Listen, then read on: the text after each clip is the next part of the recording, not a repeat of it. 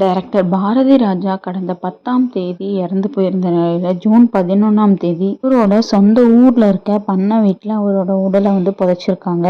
So இந்த நிலையில பாரதி ராஜாவோட இறுதி சடங்குல அவரோட மருமகளுக்கும் மகளுக்கும் சண்டை வந்திருக்கு.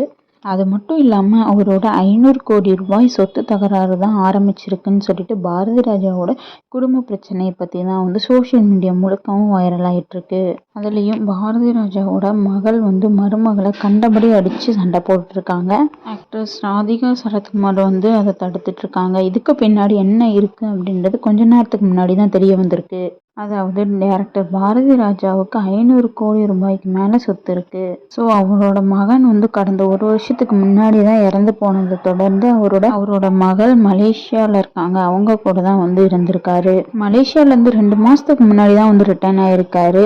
அப்பவே அவருக்கு உடம்பு சரியில்லாம தான் இருந்தது. ஹாஸ்பிட்டல்ல ட்ரீட்மெண்ட் எடுத்துட்டு இருந்தாரு. அவரோட ஒட்டுமொத்த செலவும் அவங்க மகள் தான் பார்த்துட்டு இருந்தாங்க. மேலும் அவங்க மலேசியால இருக்கிறதுனால சென்னை அவங்க அப்பாவை கவனிச்சிக்க முடியாத இருக்கிறதுனால ஹோம் நர்ஸை அப்பாயிண்ட் பண்ணியிருந்தாங்க. பாரதி ராஜாவோட எல்லா செலவையும் மேனேஜ் பண்ணிட்டு இருந்தாங்க. ஸோ அதுவும் இல்லாமல் அவங்களோட மனைவியும் சொந்த ஊருக்கு போயிருந்ததுனால கடைசி காலத்தில் பாரதி ராஜாவை பார்த்துக்கிறதுக்கு மகனும் இல்லை மகளும் இல்லை அவங்க ஒய்ஃபும் இல்லை. இப்போ அனாதையா இருக்காரு அப்படின்னு சொல்லிட்டு கங்கை அமரன் கோவப்பட்டு சத்தம் போட்டிருந்தாரு. ஸோ அதை தொடர்ந்து அவரோட உடல் தேனி மாவட்டம் வத்தலகுண்டு தகனம் செய்யறதுக்காக அவங்களோட குடும்பத்தினர் எடுத்துட்டு போயிருந்தாங்க. ஏன்னா அதுதான் பாரதி ராஜாவோட கடைசி ஆசையா இருந்துச்சு. அங்க போனதுக்கு அப்புறமேட்டு தான் அவரோட மருமகளும் பேத்திகளும் அதாவது மனோஜ் பாரதி ராஜாவோட மகள்களும் மனைவியும் வந்திருந்தாங்க.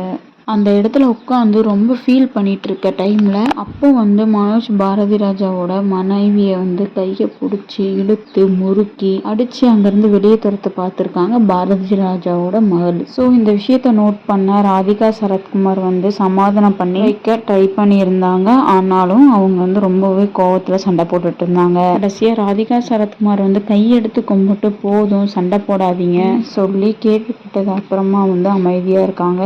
மேலும் சண்டை பெருசாயிடக்கூடாது அப்படின்றதுக்காக மனோஜ் பாரதி ராஜாவோட மகளையும் மனைவியும் அங்கிருந்து அனுப்பி வச்சிருக்காங்க. ஸோ பாரதி ராஜா இறந்து போறதுக்கு கொஞ்சம் நாளைக்கு முன்னாடி தான் பாரதி ராஜாவோட மகளான ஜனனி ஒரு வீட்டை எழுதி வாங்கி இருந்திருக்காங்க. தகனம் பண்ணிருக்க பண்ண வீட்டையும் இங்க இருக்க நிலத்தையும் மனோஜ் பாரதி ராஜாவுக்கு தான் கொடுக்கலான்னு பிளான் பண்ணியிருந்தோம். ஸோ அதுக்கான டாக்குமெண்ட் ரெடி பண்ணிட்டு இருந்த டைம்ல தான் மனோஜ் பாரதி ராஜா திடீர்னு இறந்துட்டாரு. அவரோட 500 கோடி ரூபாய் சொத்துல 15 கோடி ரூபாய் தான் செட்டில்மெண்ட் பண்ணியிருந்தாரு. பேலன்ஸ் இருக்கிறத எந்த ஒரு செட்டில்மெண்ட்டும் பண்ணலை அப்படின்ற மாதிரி பேசப்படுது.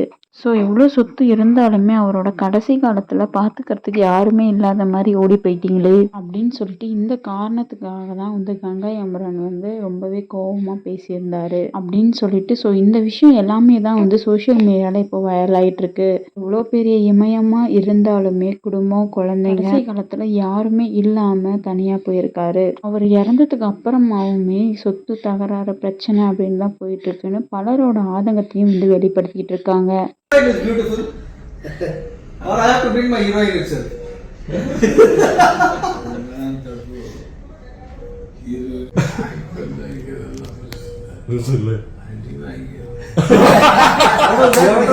You should get beating. Acting is not a problem, but you should get beating from